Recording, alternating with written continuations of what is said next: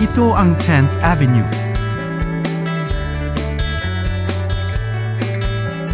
Ang paraiso ng mga riders.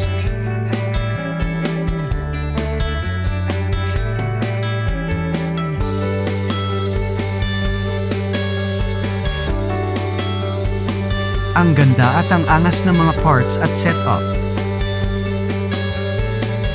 Bukod sa mas mura ang presyo dito, mababait din at approachable ang mga nagbebenta.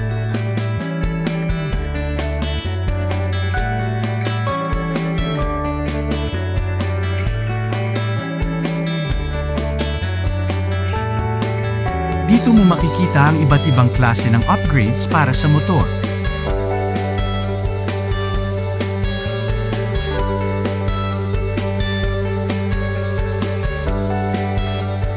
Mas mababa ang presyo nila dito dahil dito ang bagsakan ng mga parts ng motor.